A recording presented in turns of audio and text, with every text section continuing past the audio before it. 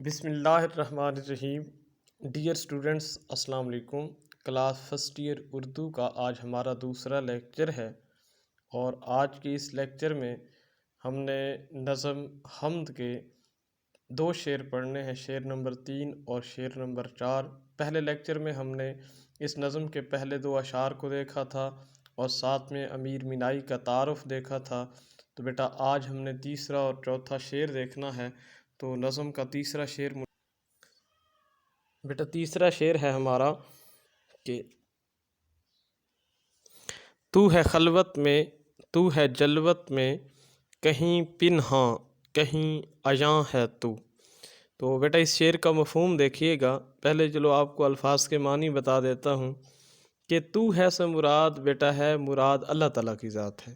خلوت تنہائی کو کہا جاتا ہے، جلوت محفل کو کہا جاتا ہے، پنہاں پوشیدہ کو کہا جاتا ہے، اور عیاں ظاہر کو کہا جاتا ہے۔ اس شعر کا مفہوم اب بیٹا دیکھیے گا کہ تو تنہائی میں بھی ہے اور محفل میں بھی، لیکن کہیں ظاہر ہے اور کہیں چھپا ہوا ہے۔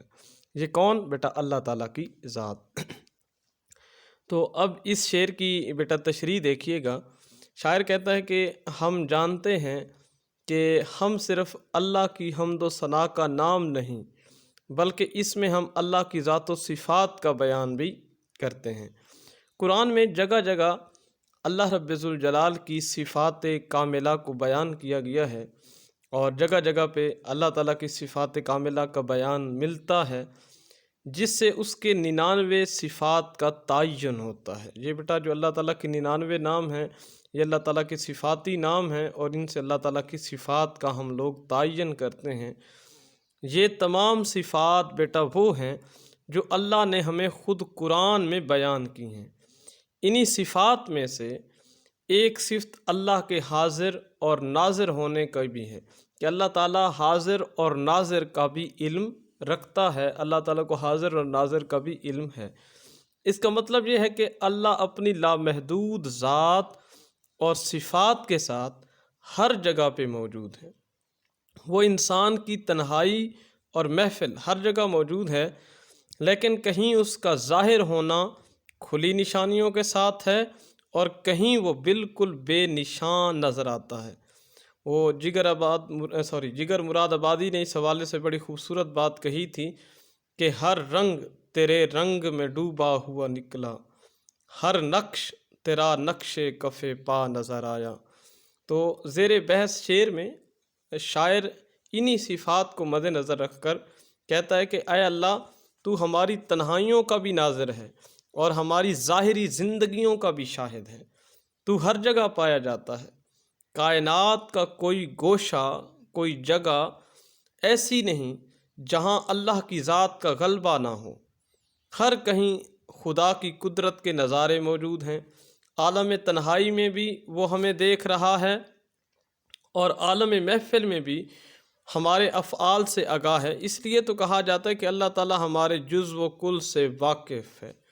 ہمیں ہمہ وقت اس کو یاد کرتے رہنا چاہیے، اس سے ڈرتے رہنا چاہیے، اس کی پکڑ سے بچنے کے لیے بیٹا معافی کا ورد کرتے رہنا چاہیے، استغفار پڑھتے رہنا چاہیے، کیونکہ چاہے ہم تنہائی میں ہیں، چاہے ہم محفل میں ہیں، تو ہمیں اللہ تعالیٰ دیکھ رہا ہے۔ چاہے ہم ظاہر ہیں، چاہے ہم چھپے ہوئے ہیں، ہم جس بھی حالت، جس بھی عالم میں ہیں، اللہ رب ذوالجلال ہمیں دیکھ رہا ہے، اور ہم مسلسل اس کے مشاہدے میں ہیں۔ تو اس لیے ہمیں ہر وقت اس سے معافی طلب کرتے رہنا چاہیے۔ وہ ہر وقت ہماری سنتا بھی ہے اور وہ ہمیں ہر حالت میں دیکھتا بھی ہے۔ وہ مولانا الطاف حسن حالی کا بڑا خوبصورت شعر ہے اس حوالے سے کہ کامل ہے جو ازل سے وہ ہے کمال تیرا، باقی ہے جو ابد تک وہ ہے جلال تیرا۔ اللہ تعالیٰ کی ثنا بیان کرتے ہوئے، حمد بیان کرتے ہوئے شاعر دوسرے مصرعے میں کہتے ہیں کہ اے اللہ، تیری شان کیسے بیان کروں؟ کہیں تیری ذات اس قدر پوشیدہ ہے کہ ڈھونڈنے والے تجھے تلاش کرتے کرتے زندگی کی مہلت صرف کر دیتے ہیں، اپنی ساری زندگی لگا دیتے ہیں، لیکن آج تک کوئی بھی شخص تجھے پا نہیں سکا ہے۔ دوسری جانب تیری ذات اس قدر عیاں ہے، اس قدر ظاہر ہے کہ سب کو دکھائی دیتی ہے۔ کہ ہر ایک کام سے، یہاں تک کہ سورج کے نکلنے سے، سورج کے ڈھلنے سے، بارش کے برسنے سے، بادل کے گرجنے سے، یہ ساری وہ نشانیاں ہیں جس سے تیری قدرت ظاہر ہو رہی ہے۔ اے اللہ، تیری عظمت تیری پوشیدگی میں بھی پوشیدہ ہے، اور یہ بھی تیری عظمت ہی ہے کہ تو ہر کسی پر ظاہر بھی ہے۔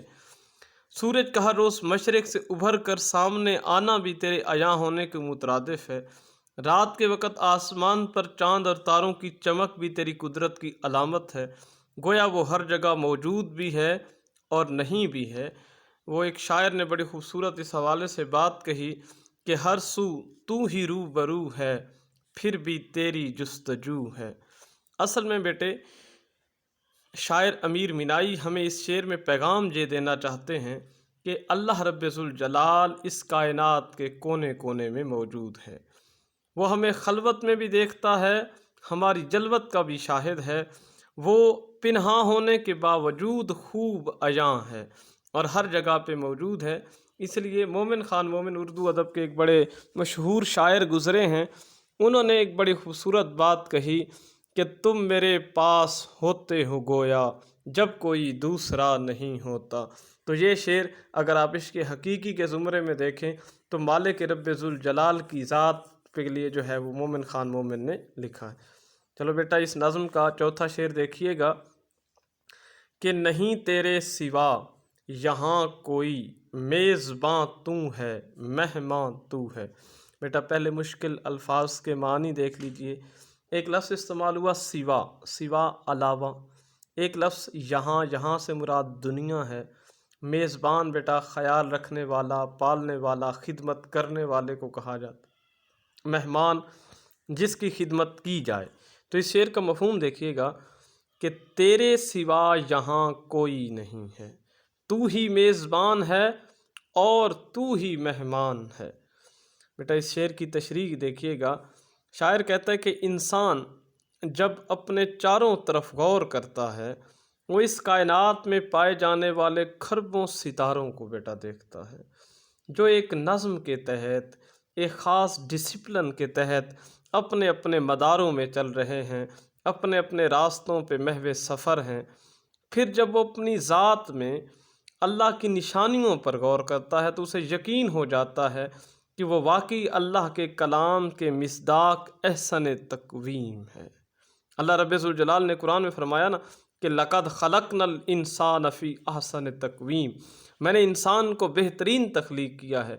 تو بیٹا جب وہ اپنے نظام پہ بھی غور کرتا ہے تو اس کو کسی رب ہونے کی جانب جو ہے وہ اشارہ ملتا ہے کہ آخر کوئی تو ہے جو انسان کو اتنا زبردست بنانے والا ہے، جو انسان کو اس احسن ترتیب کے ساتھ بنانے والا ہے کہ اس میں کوئی خرابی نہیں ہوتی، اور وہ بڑی خوبصورتی کے ساتھ اپنے تمام جو ہے کام کو انجام دے رہا ہے۔ تو کیا ہے بیٹا کہ گویا وہ اپنے چاروں طرف اور اپنی ذات میں اللہ کی نشانیوں کو بے پردہ دیکھتا ہے۔ کیا ہے کہ اللہ تعالیٰ جو ہے وہ نظر بھی نہیں آ رہا اور ہر چیز میں موجود بھی ہے، تو اسے یقین ہو جاتا ہے کہ کوئی ہستی ضرور اس کارخانہ قدرت کو بنانے والی اور اس کی دیکھ بھال کرنے والی ہے۔ جگر مراد آبادی کا بڑا کمال کا شعر ہے، وہ کہتے ہیں کہ کثرت میں بھی وحدت کا تماشا نظر آیا، کثرت میں بھی وحدت کا تماشا نظر آیا، جس رنگ میں دیکھا تجھے یکتا نظر آیا۔ بیٹا زیر بحث شعر میں شاعر اللہ تعالیٰ کی اسی قدرت کاملہ کا تذکرہ کرتے ہوئے عرض کرتے ہیں کہ اے اللہ تو ہر جگہ موجود ہے، تیرے علاوہ کوئی اور نہیں ہے۔ یہ بات تیری عظمت کی دلیل ہے کہ تو ہر جگہ موجود ہے، چاہے وہ آسمان ہو چاہے وہ زمین ہو۔ تیری بادشاہی کی قدرت آسمانوں پہ بھی ہے اور زمین پہ بھی ہے۔ تو ہر جگہ پہ جو ہے وہ چھایا ہوا غالب نظر آ رہا ہے۔ کائنات کی باقی تمام چیزیں فنا ہیں، اگر کوئی باقی رہنے والا نام ہے تو وہ اللہ کا ہے۔ اور یہ چیز میرے بیٹے مالک رب ذوالجلال نے قرآن میں بھی ارشاد فرمائی، کل من علیہا فان ویبقی وجہ ربک ذو الجلال والاکرام، باقی تمام چیزیں فنا ہو جانے والی ہیں، باقی رہنے والا ایک اللہ کا نام ہے۔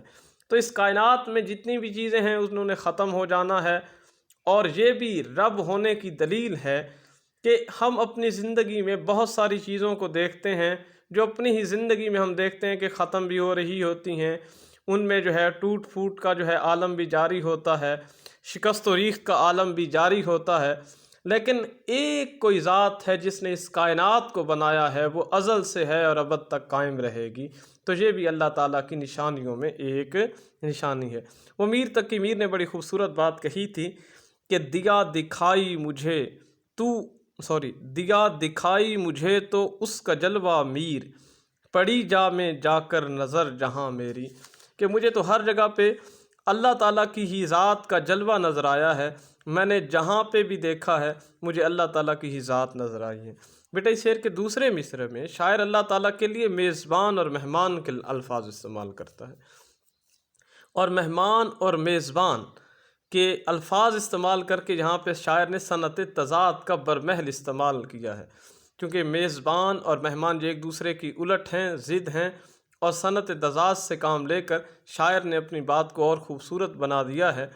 اور شاعر کہتا ہے بیٹا کہ اللہ اس کائنات کا پالنے والا بھی ہے، جس کا اظہار وہ کلام مقدس کے آغاز میں یوں فرماتا ہے کہ تمام تعریفیں اللہ کے لیے ہیں جو تمام جہانوں کا پالنے والا ہے، الحمدللہ رب العالمین۔